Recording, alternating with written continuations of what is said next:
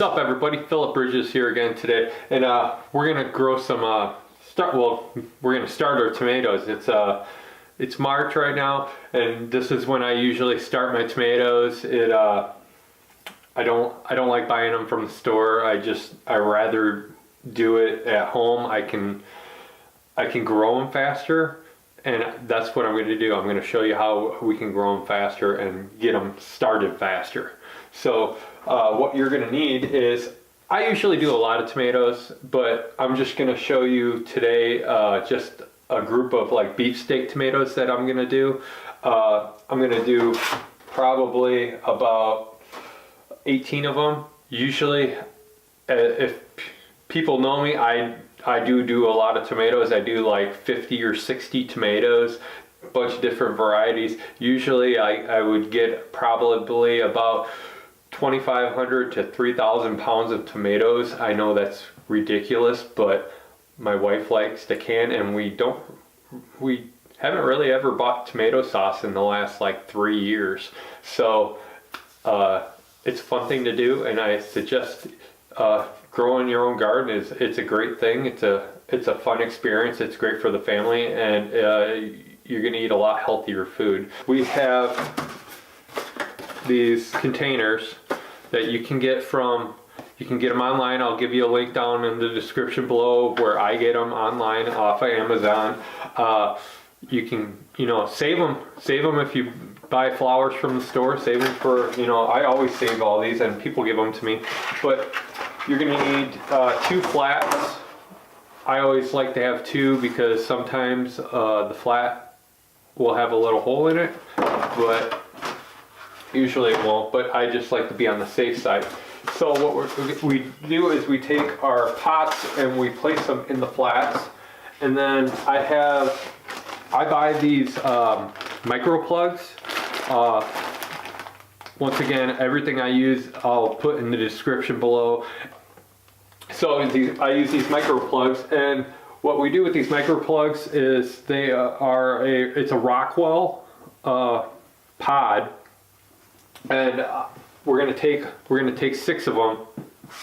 Well, actually, we're gonna take 18 of them, and we're just gonna throw them in a bucket of water, and we're gonna let them soak. We're gonna let them soak for about 5 minutes. And when I do it, I take some Epsom salt, and I throw about a half a cup in there.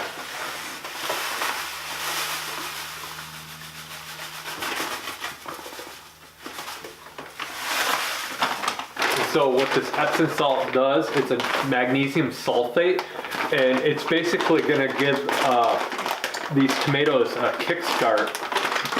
And I also put a little bit of fertilizer. It's a hydroponic mix, and I just, I put probably about 2 tablespoons of that in here. And with this, how I do it, you really don't have to measure it too much. You just don't want to put like a cup of this stuff in there. It's gonna kill it. So we just let those soak. You can stir them around for a little bit. Just let it soak up all that stuff. All right, well, let's let that soak. We'll get right back to it after we let it soak for about 5 to 10 minutes.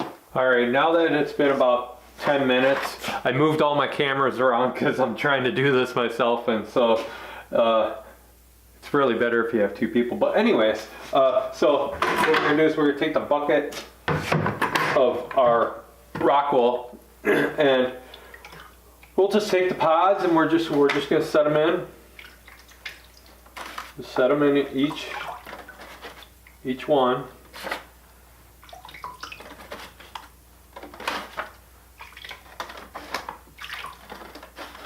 Doesn't matter if you splash water in here or whatnot, because we're basically going to take what's left over and we're going to pour it in, but we're not going to do that yet. We're going to wait a little bit until we actually put the seeds in. Just want to get these all lined up. Okay, put our bucket back in the sink. All right, so we have our seeds. We already opened them. What I like to do is I'll take a tray, but I don't have a tray right now, so I only have the counter space. So I'm just gonna keep the seeds contained in this because they're really hard to get out of the seed packet. So I'll just sprinkle a few seeds onto my tape. And well, we got a pen. You can use a stick, a pen, or whatnot, and we just kind of give it a little. We wet it, and so when we wet it, the seed. It's just, if you can see it, it's on the tip of this. It's just gonna stick to the pen, and we take our Rockwell, and we will open up the side just a little bit, and we're gonna place the seed. I usually place it about halfway in there. You could do 2 seeds. Usually I do 1, but I should probably do 2 because my seeds are, I'll do 2 because my seeds are old. So they say use new seeds every year. I don't, I don't fall into that BS. You have to have new seeds every year. If you store your seeds right, they'll be fine. These seeds are probably about 6 years old. I think 2013 I got these seeds.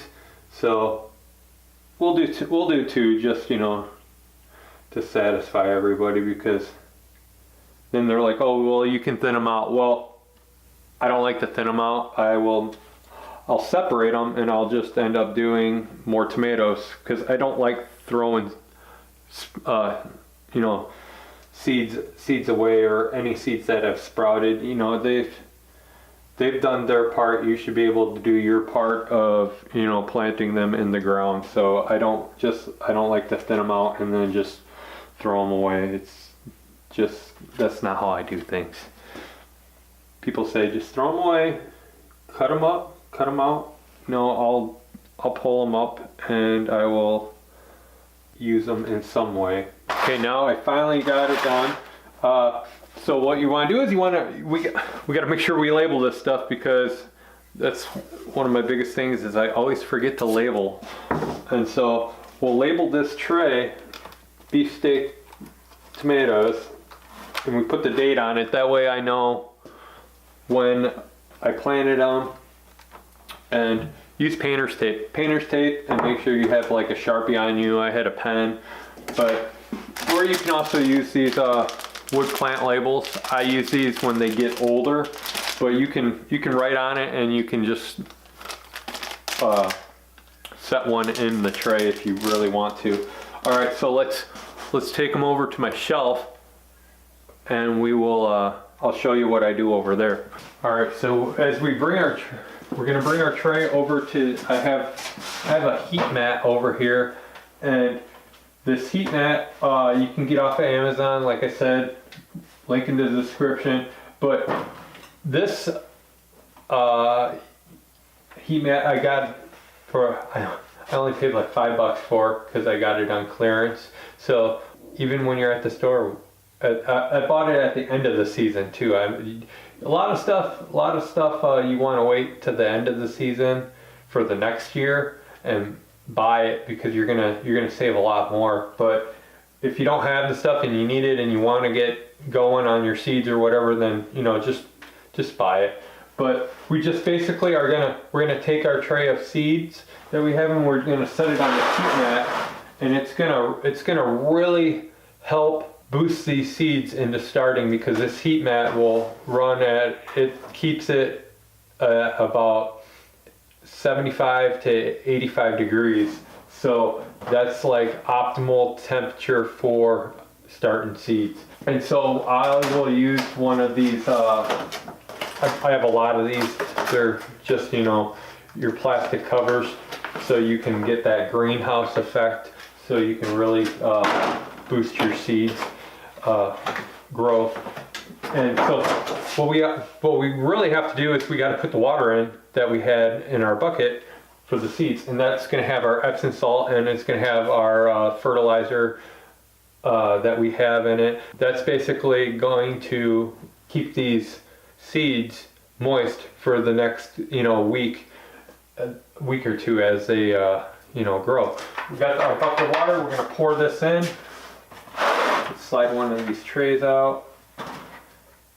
We're going to pour our water in. And don't pour too much in. You only want to pour just probably about an eighth of an inch to a quarter of an inch. And then you want to let that sit for a while. And then you're going to check it. I would check it in a couple hours to see if that rock wall soaked up any more of that water. And if it did, you just add a little bit more water. You do not want this these seeds to go dry, so you always want to have moisture in that dome when you cover it. So every day you just want to check and make sure you have just a little bit of water on the bottom just to help keep the moisture contained, and that's really going to help these seeds grow. So as we have our water in, we just put our top on and make sure our heat pad is plugged in. And then so we don't want for these tomatoes to grow for at least, I do for about a week until like almost all of them is sprouted up. You want to keep it in a dark place. I didn't know this at first. I would always just like, when I first did tomatoes, I bought that burpee pack of where you get the little pods and stuff like that, and that really doesn't work very well, but that was my first time ever doing it. So I grabbed him and I put the seeds in the burpee little packs and stuff, and then I put a little water in, and the packets expanded, and I was like, oh, okay. So I put the dome on and I set it by a window or set it in direct light. My tomatoes didn't really grow. They like complete darkness for some reason for a while until they've sprouted. Then you can introduce light to them, and then you can pop that top off if you want, or you can keep them contained until they get to a certain height. And so I take a flat, another one of these flats, or a towel, and I'll lay it over it, lay it over the top of that dome, just like this. That's basically what I'll do. And I also go as far as taking a towel, and I'll just end up draping it over it too, just so it keeps everything nice and dark for the tomatoes to grow. That's it. If you liked it, hit the like button. Subscribe if you're not subscribed already. If you're still watching the video, you should have subscribed by now. And post comments down below, what are your methods? Everybody has a different method of growing tomatoes. This is just my method. It's not the right way. It's not the wrong way. This is just how I do it. We're going to check back up on these in probably, a week or two, and we're going to see how I'll do a video of, how they're growing and stuff like that. And I'm going to do other videos on how I grow, my herbs, and I do my peppers, and I do lettuce and everything like that, and I'll do microgreens. I'll show you how I do all that. And fodder. People are like, what is fodder? If you have horses, chickens, goats, any farm animals, I'm going to show you what fodder is and why it's good for them.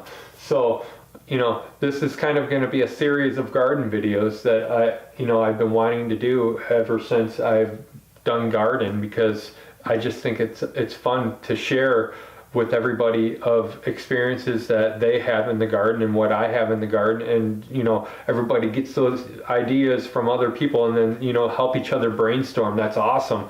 So now I'm gonna leave you with that, and thanks for watching. I'm Phil Bridges, and I will talk to you later.